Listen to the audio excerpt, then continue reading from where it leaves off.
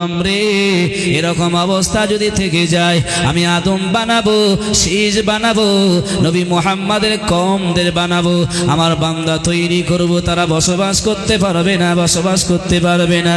কলম তুমি চলে যাও জমিনের উপরে, লিখতে শুরু করে দাও, তুমি লেখো, আমার নামটা তুমি লেখা শুরু করে দাও। কলম জমিনে চলে এসেছে। কোরআনের তাফসীরে বলা হয়েছে ওই কলম পূর্ব থেকে পশ্চিম, উত্তর থেকে দক্ষিণ লিখতে শুরু করেছে। লা ইলাহা ইল্লাল্লাহ, আল্লাহ ছাড়া কোনো মাবুদ নাই। লা ইলাহা ইল্লাল্লাহ, আল্লাহ ছাড়া কোনো স্রষ্টা নাই। লিখতে লিখতে লিখতে লিখতে লেখা শেষ হয়ে গেল। কোরআনের তাফসীরে এসেছে তবুও জমিন নড়াচড়া বন্ধ হয় না। আমার আল্লাহর কাছে ফেরত গিয়ে বলল, আল্লাহ আপনার নাম লেখা হয়েছে, তবুও যেন জমিন নড়াচড়া বন্ধ হয় না। আমার আল্লাহ বলছেন কলম যাও ওই জমিনের উপরে আমার নামের পাশে আরেকটা নাম বসিয়ে দিয়ে দেখো তো জমিন বন্ধ হয় কিনা। কলম বলল, আল্লাহ কি নাম? আমার আল্লাহ বললেন, কলম তুমি চলে যাও, যেখানে আমার নাম লিখেছ লা ইলাহা ইল্লাল্লাহ, ওই নামের পাশে আমার শ্রেষ্ঠ নবী, শেষ নবী যার নাম মুহাম্মাদুর রাসূলুল্লাহ, লিখে দিয়ে দাও তুমি মুহাম্মাদুর রাসূলুল্লাহ। আল্লাহর কোরআনে এসেছে, তাফসীরে এসেছে, যখন মুহাম্মাদুর রাসূলুল্লাহ নাম লেখা হয়ে গেল, সঙ্গে সঙ্গে জমিন একেবারে স্তব্ধ হয়ে দাঁড়িয়ে পড়েছে। আর একবার জোরে জোরে বলেন সুবহানাল্লাহ।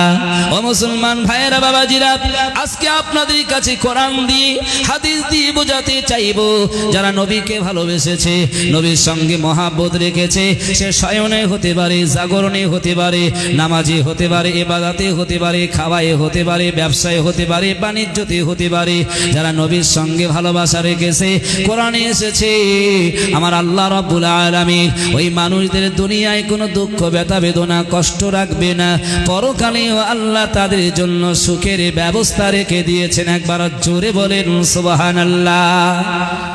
আচ্ছা ভাই, আপনারা বেলাল সাহাবীর নাম শুনেছেন? বেলাল কি কালো ছিল না খুব পরিষ্কার ছিল? কালো কুৎসিত ছিল। বেলালের টাকা ছিল নাকি গরিব ছিল? আচ্ছা, বেলালের সম্মান একটা অট্টালিকা মানুষের থেকে কম না বেশি? কথা বলেন। বেলাল ছিল কালো কুৎসিত, ছিল অভাবী, গরিব, একটা কৃতদাস।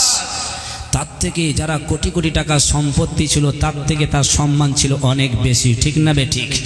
আচ্ছা, বেলালের সম্মান এত কেন হয়েছে আপনারা জানেন? কোরআন এসেছে, তাফসীর এসেছে, আমার বেলাল সাহাবী নবীকে সম্মান দিয়েছে বলে মহান আল্লাহ বেলালের সম্মান সারা বিশ্বে বাড়িয়ে দিয়েছেন। জোরে বলেন সুবহানাল্লাহ। একটু জোরে বলবেন না সুবহানাল্লাহ?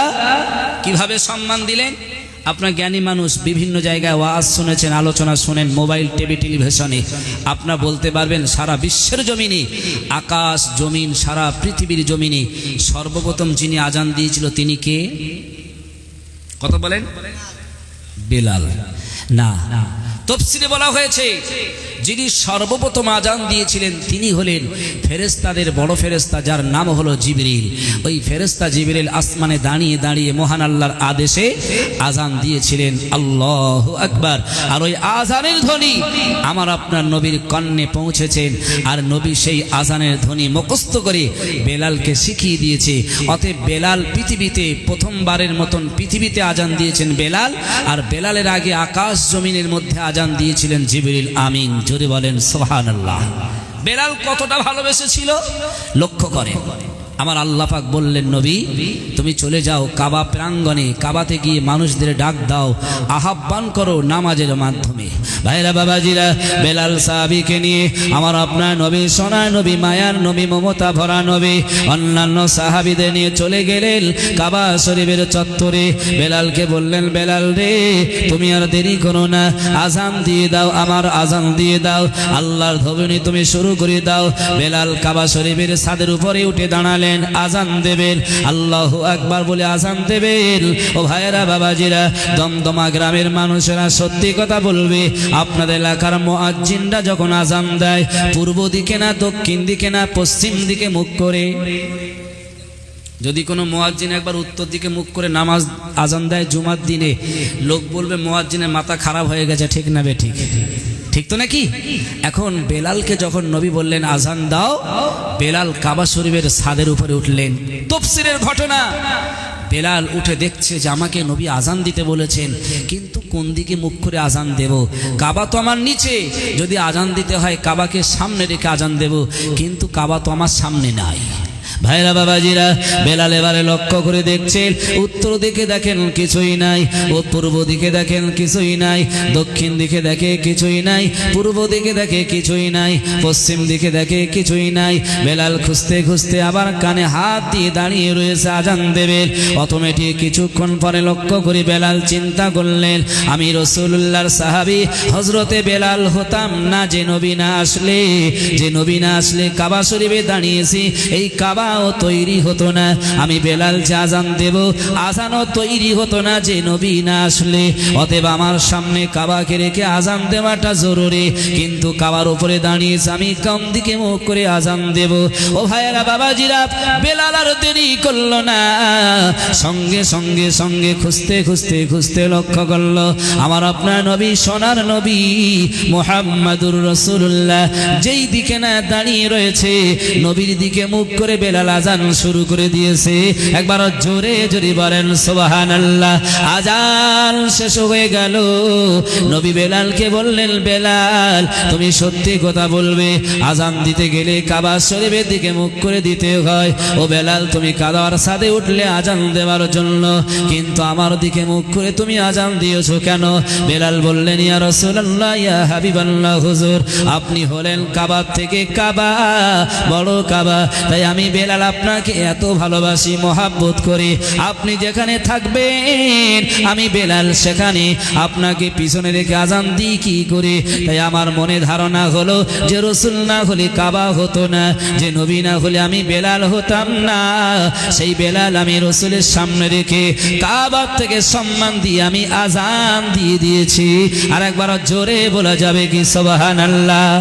ভাইরা বাবাজিরা, জিবরিল আমিন আর দেরি করলো না, সঙ্গে সঙ্গে চলে এলো, নবীকে বললেন, ইয়া নবী, ও আল্লাহর নবী মুহাম্মাদুর রাসূলুল্লাহ, আপনি বেলালকে শুনিয়ে দেন, বেলালকে জানিয়ে দেন, বেলাল আপনাকে সম্মান দিয়েছে বলে মহান আল্লাহ রব্বুল আলামিন বেলালের সম্মান আল্লাহ এত পরিমাণ বাড়িয়ে দেবেন, গোটা বিশ্বের মানুষ ওই বেলালকে সম্মান দিতে থাকবে।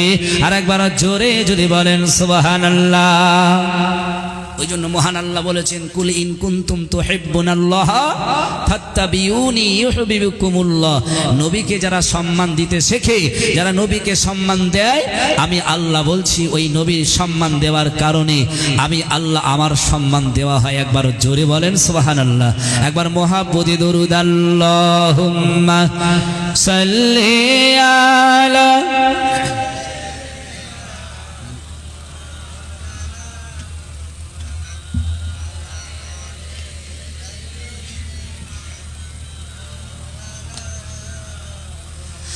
আরো জোরে জোরে, আল্লাহুম্মা সাল্লি আলা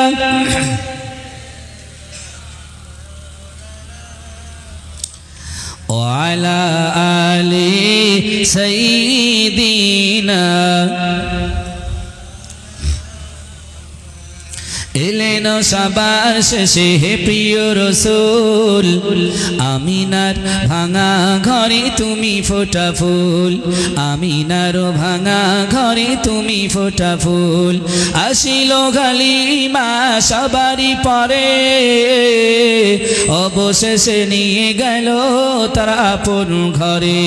তুমি যে সবার আশা পরকালের কুল, তুমি যে সবার আশা পরকালের কুল। আমিনার ছোট ঘরে তুমি ফোটা ফুল, আমিনার ভাঙা ঘরে তুমি ফোটা ফুল। এলেন সবার শেষে হে প্রিয় রাসূল, আমিনার কোণে ঘরে তুমি ফোটা ফুল। আল্লাহুম্মা সাল্লি আলা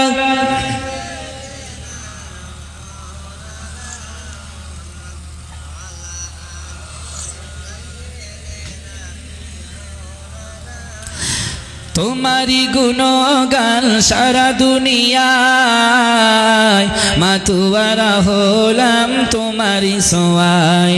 তোমারি গুণগান সারা দুনিয়ায়, ছোঁয়ায় মাতুয়ারা হলাম তোমারই ছোঁয়ায় সৃষ্টির বুকে তুমি উম্মতের বুলবুল সৃষ্টির বুকে তুমি উম্মতের বুলবুল আমিনার ছোট্ট ঘরে তুমি ফোটা ফুল আমিনার ছোট্ট ঘরে তুমি ফোটা ফুল এলেন সবার শেষে হে প্রিয় রসূল এলেন সবার শেষে হে প্রিয় রসূল আমিনার ভাঙা ঘরে তুমি ফোটা ফুল আল্লাহুম্মা সাল্লি আলা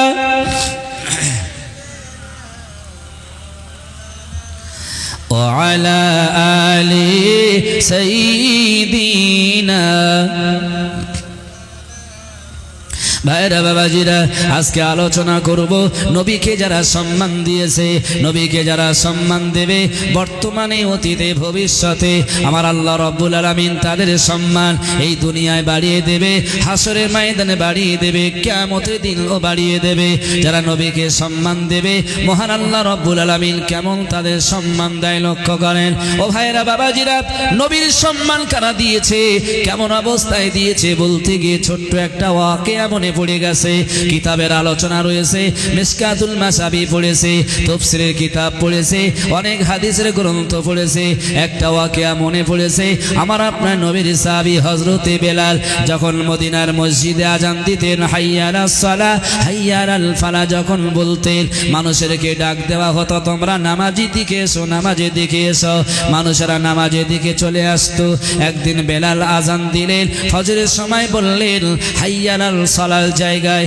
ফজরের সময় বেলাল বললেন হাইয়া আলাল জিহাদ তোমরা জিহাদের দিকে চলে এসো আমি একটি হাদিস বলেছি রাসূলুল্লাহ বলেছে পৃথিবীর মধ্যে তিনটি কাজ হলো সবথেকে উত্তম তার ভিতরে প্রথম নাম্বার হলো ক্বালা আস-সালাতু লিওয়াক্তিহা সময় মতো নামাজ আদায় করা দ্বিতীয় নম্বর হলো বিররুল ওয়ালিদাইন পিতামাতার সঙ্গে সৎ ব্যবহার রাখা আর তৃতীয় নম্বর হলো আল জিহাদু ফি সাবিলিল্লাহ আল্লাহ রাস্তায় জিহাদ করা ও মুসলমান আমরা সারাটি জীবন ওয়াজ শুনবো সারাটি জীবন নফল ইবাদত করব সত্যি কথা বলবে আজকে আলোচনা শোনার পরে তিনটে কাজ আমাদের মধ্যে আছে কিনা একটু লক্ষ্য করে দেখবে রাসূলুল্লাহ সাহাবীরা বললেন ও নবী আপনি শুনিয়ে দেন আপনি জানিয়ে দেন পৃথিবীর মধ্যে সবথেকে উত্তম আমল কোনটি উত্তম কাজকে রাসূলুল্লাহ বললেন আইয়ুল আমালি আফদল আমি রাসূল বলছি সবথেকে উত্তম কাজ হলো তিনটি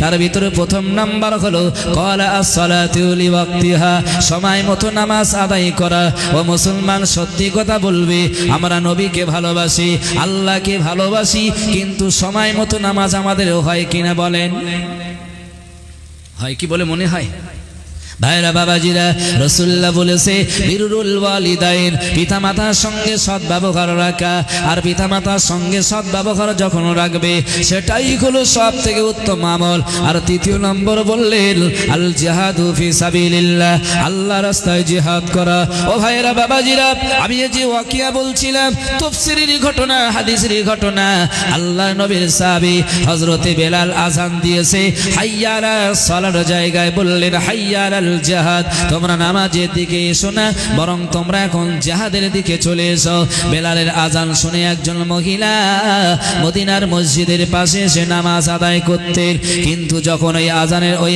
শব্দ শুনেছে হাইয়া আলাল জিহাদ ওই মহিলা বিছানা ছেড়ে দিয়ে বসে বসে এত কান্না কাঁদে তার একটা সন্তান ছিল 7 বছরের ছেলে মায়ের এই কান্না দেখে জিজ্ঞাসা করলো ওগো মা আপনি এত কান্না কেন কাঁদেন এত কান্না কেন কাঁদেন আমার আব্বা দুনিয়ায় বেঁচে নাই আমার কোনো ভাই নাই আমার কোনো প্রতিবেশী আত্মীয় সহযোগিতা নাই ওগো মা জননী আপনি আমাকে নিয়ে রাতে বেলা থাকেন আজকে আপনি রাতে বেলা এত কান্না কেন কাঁদেন আপনি কি বলবেন সন্তানের কথা শুনে মা বলল বেটা রে আজকে মদিনার মসজিদে বেলাল আযান দিয়েছে আশহাদু আন্না মুহাম্মাদার রাসূলুল্লাহ বলার পর পরে বেলাল বললেন ক্বালা আসসালা আইয়ুহাল জিহাদ, রাসূলুল্লাহর সাহাবী বেলাল বললেন হাইয়া আলাল জিহাদ, জিহাদের জন্য যেতে। ওগো বেটা, তোমার বয়স মাত্র 7 বছর, তুমি হয়তো জানোনি তোমার আব্বা জান আজ থেকে এই বেলালের আজানটা কয়েক মাস পূর্বে বেলাল ডেকেছিল। মদিনার মসজিদে যখন ডেকেছিল তোমার আব্বা আমাকে বলেছিল বিবি রে, রাসূলের জন্য জিহাদে যেতে হবে। রাসূল বলেছে যারা নবীকে ভালোবাসবে, রাসূল শুনিয়েছে যারা নবীকে ভালোবাসতে চায় তাদের বিবির থেকে বাচ্চা থেকে বেশি করে ভালোবাসা লাগবে। মা বলল বেটা, ওই আজান শোনার পরে তোমার আব্বা মা কি বলেছে, ওগো বিবি তুমি তলোয়ারিটা দাও, আমি নবীর সঙ্গে জিহাদে চলে যাব। বেটা, তোমার আব্বা আজ থেকে কয়েক মাস হয়ে গেছে জিহাদের জন্য তলোয়ারি নিয়ে চলে গিয়েছিল, আজও পর্যন্ত তোমার আব্বা ঘরে ফিরেনি। রাসূলের সঙ্গে যুদ্ধে গিয়ে জিহাদে তিনি শহীদ বরণ হয়ে গেছে। ওরে বেটা রে, আমি ওই দুঃখে কাঁদি না, ওই দুঃখে আমি আজকে কাঁদি না, আমি কাঁদছি আজকে বেলাল আজান দিয়ে বলছে আই হাইয়া আলাল জিহাদ, তোমরা জিহাদের জন্য এসো। আমি মহিলা দেখছি আমার স্বামী দুনিয়ায় নাই, জিহাদে কে যাবে? আমার সেই প্রাপ্ত কোনো ছেলে নাই, প্রাপ্ত কোনো ভাই নাই, তাকে জিহাদের জন্য পাঠিয়ে দেব।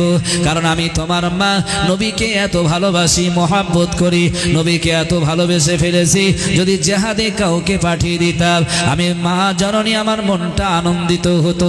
আজকে কেউ নেই, তাকে জিহাদে পাঠাবো জন্যই আমি তোমার মা জননী কানতে লেগেছি।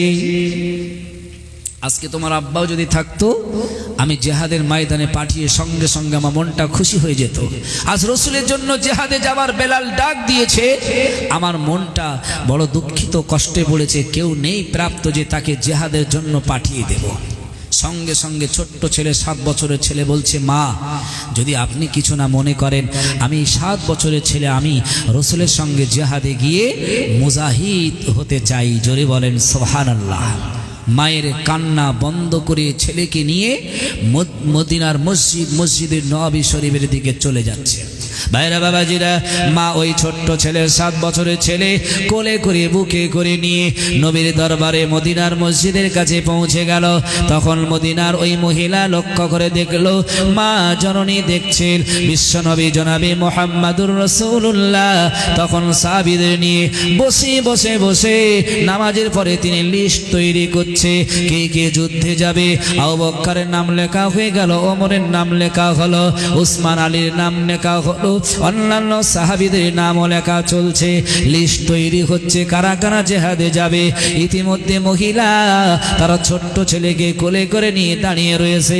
সাহাবীরা বললেন ও মা জননী, এই যুদ্ধে তো কোনো মহিলা যাওয়া যাবে না, এই যুদ্ধে কোনো মহিলাদের নেওয়া হবে না, বরং তুমি এসেছো কেন, তুমি বাড়িতেও চলে যাও। ওই সময় মা বলেছিল ও মদিনার নবীর সাহাবীরা, আমি মহিলা এসেছি আমার যুদ্ধে যাবার জন্য নয়, আমার একটা ছোট্ট ছেলে 7 বছরের ছেলে, তাকে আমি জিহাদে পাঠানোর জন্য নিয়ে এসেছি। নবী বললেন মা, এই ছোট্ট বালক, ছোট্ট ছেলে, 7 বছরের ছেলে জিহাদে গিয়ে তলোয়ারি ধরতে পারবে না, না কাফিরদের সঙ্গে মোকাবেলা করতে পারবে, না আমাদের সঙ্গে দৌড়াতে পারবে, বরং এই ছেলেকে জিহাদের ময়দানে নিয়ে যাওয়া সম্ভব নয়, এটা অসম্ভব। মা তুমি একে নিয়ে ফেরত চলে যাও। মায়ের কান্না আরো বেড়ে গেল। বললেন ইয়া রাসূলুল্লাহ, আজ থেকে কয়েক মাস পূর্বে মদিনার মসজিদে আজান শুনেছিলাম, আশহাদু আন্না মুহাম্মাদার রাসূলুল্লাহর পরে আজান দিয়েছিল বেলাল, হাইয়া আলাল জিহাদ, জিহাদের জন্য যেতে বলেছিল। আমার প্রাণের স্বামী সেই জিহাদে গিয়ে শহীদ বরণ করেছে, আজও ঘরে ফিরিনি। আজকে যখন ফজরের এই আওয়াজের শব্দটা শুনলাম আমার মনে কষ্ট হচ্ছে, হাই রে, আজকে নবীর জন্য জিহাদে ডাক এসেছে, নবীর সঙ্গে যাওয়ার কথা এসেছে, আমার কেউ নেই, স্বামী নাই, প্রাপ্ত কোনো ছেলে ভাই নাই, তাকে একটু পাঠিয়ে দেব, এ নিয়ে আমার কষ্ট হয়। আমার এই ছোট্ট বালক বলেছে মা কেঁদো না, আমাকে রাসূলের ওই জিহাদে পাঠিয়ে দাও। সেজন্য ইয়া রাসূলুল্লাহ আমার মাকে, আমার সন্তানকে নিয়ে এসেছে, আপনার সঙ্গে জিহাদে পাঠাবো। জোরে বলেন সুবহানাল্লাহ। নবীজি চিন্তিত হয়ে গেলেন, সাহাবীরা চিন্তা করছে যে এত বাচ্চা ছেলে, তার বাপ নাই, তার জনম দুঃখিনী মা কোনভাবে এই যুদ্ধে পাঠিয়ে দিতে চায়? যুদ্ধে গেলে সে তো মারা যাবে। সাহাবীরা বললেন, ওগো মা, এই ছেলেকে যদি পাঠিয়ে দেন যুদ্ধে তো মারা যাবে, বেঁচে থাকবে না, দৌড়াতে পারবে না, তীর লাগবে, শরীর আঘাত লাগবে। মায়ের মনটা আনন্দিত হয়ে বললেন সাহাবীরা, ওটাই আমি চাই। আমার স্বামী শহীদ হয়েছে, কিয়ামতের দিন আমি বলতে পারবো আমার স্বামী শহীদ, সেই শহীদের বিবি। আমার সন্তান যদি আজকে রসুলের জন্য শহীদ হয়, আমি কিয়ামতের দিনে বলতে পারবো আমি শহীদের মা। একবার জোরে বলেন সুবহানাল্লাহ। ভাইরা বাবাজিরা, মা যখন বলল, ইয়া রাসূলুল্লাহ, আমি আনন্দিত হয়েছে, আপনি যদি নিয়ে যান। রাসূলুল্লাহ এবারে বললেন, না না না, এটা সম্ভব নয়। তোমার ছোট্ট ছেলে তলোয়ারি ধরতে পারবে না, জিহাদে দৌড়াতে পারবে না, জিহাদের ময়দানটা অনেকটা রাস্তা, 7 বছরের ছেলে দৌড়ে যেতে পারবে না, হাঁটতেও পারবে না। মা তখন বলল, ওগো আল্লাহর নবী, ও আল্লাহর হাবিব, আল্লাহর নবী গো, আপনি যদি কিছু না মনে করেন, আমি জনম দুঃখিনী মা, একটা কথা বলবো। রাসূল বললেন, ও মা, কি বলতে চাও বলো। ওই সময় মদিনার মহিলা বলেছিল, ইয়া রাসূলুল্লাহ, আপনি তো আমার সন্তান কি বলছেন জিহাদে তলোয়ারি ধরতে পারবে না। আমি জানি এটা ঠিকই, কাফেরদের সঙ্গে দৌড়াতে মোকাবেলা করতে পারবে না, এটাও ঠিকই। ইয়া রাসূলুল্লাহ, যদি আপনি কিছু না মনে করেন, আমার একটা দাবি রয়েছে, আবেদন রয়েছে, আপনি যদি গ্রহণ করেন। রাসূল বললেন, ও মা, তুমি কি দাবি করতে চাও, কি বলতে চাও? সাহাবীরা সবাই শুনতে লেগেছে। মদিনার মহিলা, ওই জনম দুঃখিনী মা রাসূলকে বললেন, ইয়া রাসূলুল্লাহ, আপনি যখন জিহাদে যাবেন, মক্কার কাফেররা আপনাকে দেখে তীর ছুড়বে, আপনার নরম হৃদয়ে, কোমল মনে স্পষ্ট হয়ে যাবে, তীরের আঘাত হয়ে যাবে, রক্ত ঝরঝর করে ঝরবে। ইয়া রাসূলুল্লাহ, যদি আপনি মনে না করেন, আমার এই সন্তানটাকে আপনি নিয়ে যান ওই যুদ্ধের ময়দানে। যেদিন থেকে আপনার যেদিক থেকে কাফেররা তীর ছুড়বে, ডান দিক থেকে যখন তীর ছুড়বে, আপনি আমার এই ছোট্ট ছেলে, 7 বছরের ছেলেকে দুটো বাউ ধরে উঁচু করে ধরে রাখবেন, আপনার গায়ে তীর লাগবে না। ওই কাফেরদের তীরগুলো আমার ছোট্ট বাচ্চার বুকে, পেটে আঁকড়ে ধরবে, তীরগুলো লাগবে। আমি জনম দুঃখিনী মা, আমি আমার সন্তানটাকে আপনাকে পাহারা দেওয়ার জন্য, ঢাল বানানোর জন্য আমার সন্তানটাকে দিতে চাই। সাহাবীরা সবাই চোখের পানি এসে গেল। এ কি জনম দুঃখিনী মা, যার আব্বা দুনিয়ায় নাই, কি ব্যাকুল, কি ব্যথা বেদনা। আবার যে ছেলেটার মা তাকে সঙ্গে নিয়ে মরণের জন্য, জিহাদের জন্য পাঠিয়ে দিল। মা বলল, রাসূল, আপনি যদি মনে না করেন, আবার আপনি যখন যুদ্ধের ময়দানে থাকবেন, কাফেররা বাম দিক থেকে তীর ছুড়বে আপনাকে, আমার সন্তানটাকে যদি আপনি বাম দিকে ধরেন, সন্তানের বুকে, পেটে কাফেরদের তীরগুলো লাগবে, আপনার গায়ে লাগবে না। আমার সন্তান শহীদ হয়ে যাবে। কিয়ামতের দিন হাসরের প্রান্তরে আমি মা জননী বলতে পারবো, আল্লাহ, আমি শহীদের মা ছিলাম, রাসূলের ভালোবাসায় আমার স্বামীও চলে গেছে, রাসূলের ভালোবাসায় আমি যেতে না পারলে আমার 7 বছরের ছেলেটাকে যুদ্ধের ময়দানে রাসূলের ঢাল বানিয়ে শহীদ বরণ করিয়েছে। সেই দিন রাসূলের ভালোবাসা থাকলে নিশ্চিত এই দুনিয়ার থেকে ভালো জায়গা পাবো। একবার জোরে জোরে বলেন সুবহানাল্লাহ। আমাদের ঘরের ছেলেদের যদি এই 7 বছরের ছেলে খেলছিল, এখন খেলতে খেলতে যদি কেউ তাকে মারে, আর আমাদের ছেলেরা যদি কাঁদতে কাঁদতে ঘরে ফেরে, ভাই আমরা অ্যাকশন নেব না কি করবো বলেন তো দেখি? নেব তো নাকি? এই আমার ছেলের মাল্যকে বার হয়ে আগে অ্যাকশন শুরু করবে। আমার ছেলেকে মারলো কে? আদরের ছেলে, বহু যত্ন করে তাকে খাওয়াই, মানুষ করি, মাল্লিকে। রসুলের জন্য মা বললেন, ইয়া রাসূলুল্লাহ, আমার ছেলেকে নিয়ে যান, কাফেররা তীর ছুড়বে আপনাকে দেখে, আমার সন্তানটাকে ওদিকে ধরবেন, আর কাফেরের তীর আপনার গায়ে লাগবে না, আমার সন্তানের গায়ে বিদ্ধ হবে, সন্তান মারা যাবে, শহীদ বরণ করবে। আমি কিয়ামতের দিন শুধু রসুলের ভালোবাসায় বলতে পারবো আমি একটা শহীদের মা। জোরে বলেন সুবহানাল্লাহ। রসুল নিতে চাইছে না, সাহাবীরাও নিতে চাইছে না, তবুও বলছেন, মা এটা কি করে সম্ভব? আমাদের চোখের সামনে ছোট্ট বালককে তীর বিদ্ধ করব, তাকে শহীদ বরণ করিয়ে দেব, এটা কি করে সম্ভব? নিতে চাইছে না। ভাইরা বাবাজিরা, কিছুক্ষণ পরে জিবরিল আমিন চলে এলো।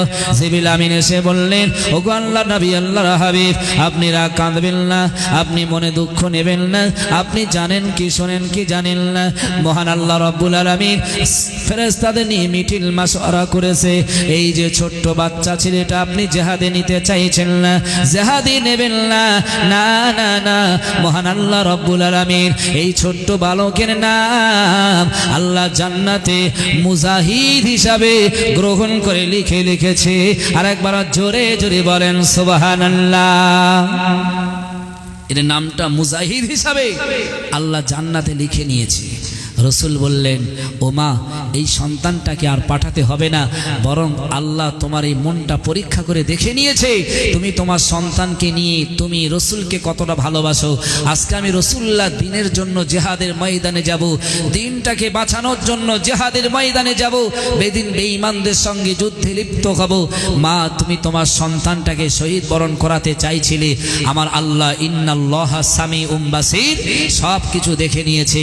আমার আল্লাহ খুশি হয়ে এই ছেলেটির নাম জান্নাতে মুজাহিদ হিসাবে গ্রহণ করে নিয়েছেন। একবার জোরে হবে, একটু জোরে হবে না সুবহানাল্লাহ, নারায়ে তাকবীর, একটু দরুদ পড়ে নেন।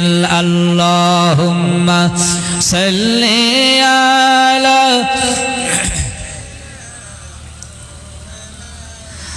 ওয়া আলা আলি সাইয়্যিদিনা। নবীর মায়া নাই কো তোমার, নবীর মায়া নাই কো তোমার, কেমনে দুঃখ দাও যে আবার। নামাজ পড়ো রোজা রাখো প্রথম ঘাঁটি কাফনে, নামাজ পড়ো রোজা রাখো প্রথম ঘাঁটি কাফনে। নবী বিনে কে তোরাবে ফুলসিরা তুমি জানে, নবী বিনে কে তোরাবে ফুলসিরা তুমি জানে। চলো চলো চলো মুমিন চলো নবীর সন্ধানে, নবী বিনে কে তোরাবে ফুলসিরা তুমি জানে। দুরূদ আল্লাহুম্মা সাল্লি আলা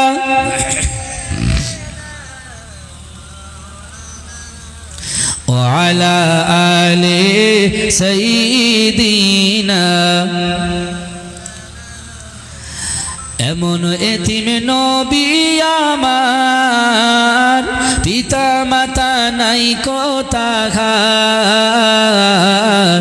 এমন এতিম নবী আমার, পিতা মাতা নাই কো তাহার। তারপরেও কত মারা মারলো যে দুশ্মনে, তারপরেও কত মারা মারলো তারে দুশ্মনে। নবী বিনে কে তোরাবে ফুলসিরা তুমি জানে, নবী বিনে কে তোরাবে ফুলসিরা তুমি জানে। চলো চলো চলো মুমিন চলো নবীর সন্ধানে, চলো চলো চলো মুমিন চলো নবীর সন্ধানে। নবী বিনে কে তোরাবে ফুলসিরা তুমি জানে। দুরূদ আল্লাহুম্মা সাল্লি আলা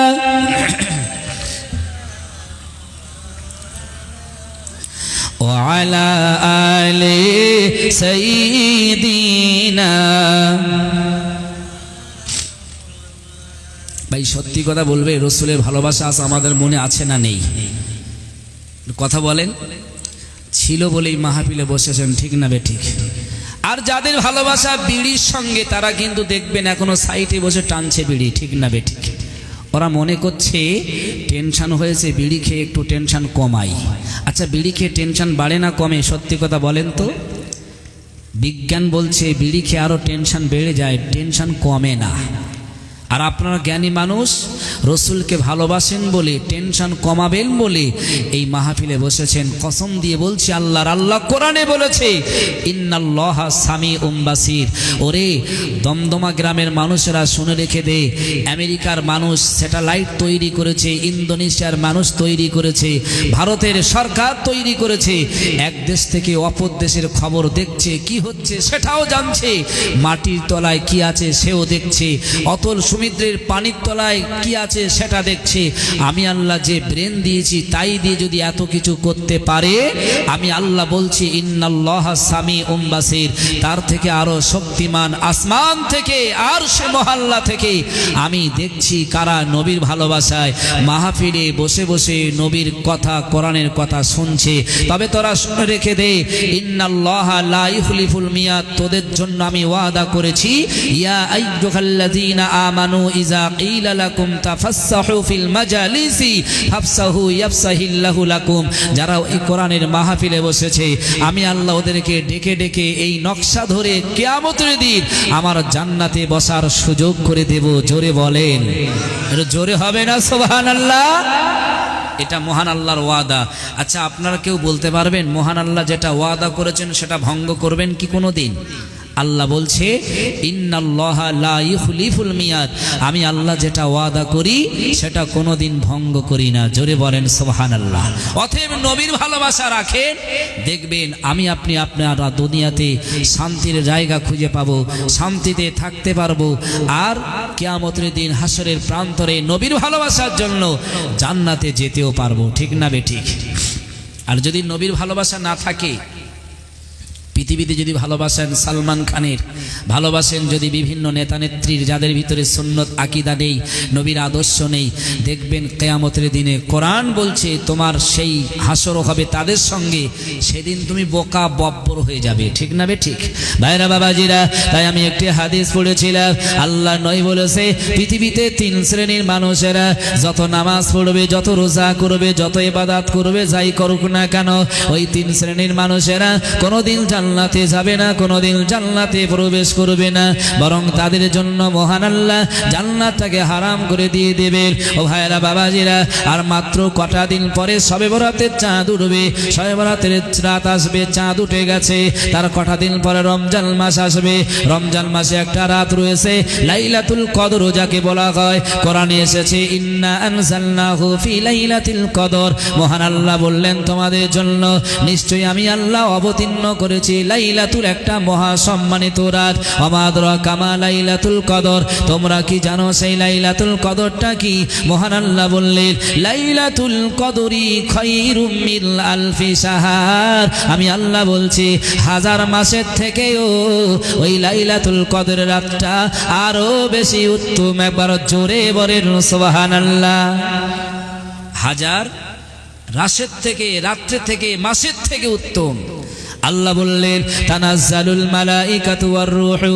ও ভাইরা বাবাজিরা, ওই কোরআনের তাফসীরে এসেছে মহান আল্লাহ বললেন তানাজ্জালু, অবতীর্ণ করা হয়, মালাইকাতু ফেরেশতাদের, ওয়ার রূহু, রূহুর তাফসীরে এসেছে, আমরা তাফসীরে বলেছি তাফসীরে নুরুল আরর, তাফসীরে ইবনে কাসির, তাফসীরে বাইজাবি, তাফসীরে ইবনে অনেক জালালাইন সব পড়েছে।